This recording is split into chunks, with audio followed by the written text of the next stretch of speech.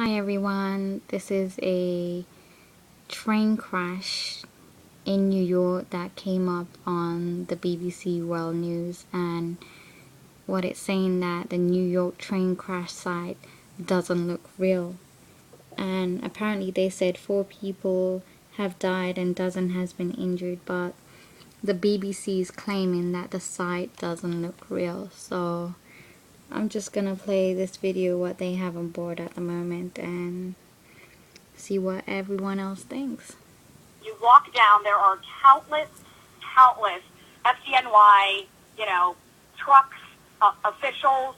I mean, I've never seen so many first responders in the stories that I've done so far. But you come down to right near the tracks, and there were over a dozen people kind of off to the side, definitely passengers with either minor injuries, some blood either coming out of their nose, holding an ice pack to their head, with obviously loved ones kind of holding on to each other, making makeshift slings for their arms, for any minor injuries. And then on the floor, there were people, with what looked like major injuries, blood on the stretchers being taken away on the ambulances.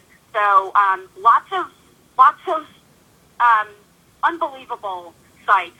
People coming from the neighboring houses coming down just to help and see if they knew anyone.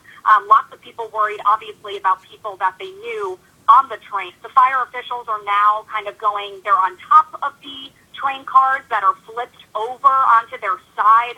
It honestly doesn't really look real. It looks like kind of a movie site. One passenger told me, I feel like this isn't real. He was in the first car of this train, and it is a 7-car train coming from Poughkeepsie. It was on its way to Manhattan.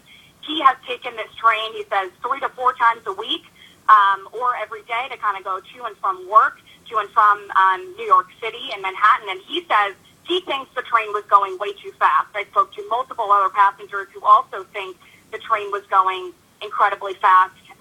But I did speak to a Metro North spokesperson who said that, of course, is under investigation. They don't know why this train derailed, and that's kind of where everything is at right now. But for now, lots of fire crews, I'm watching them on the train tracks right now, going in and out of these train cars that are flipped over on their side.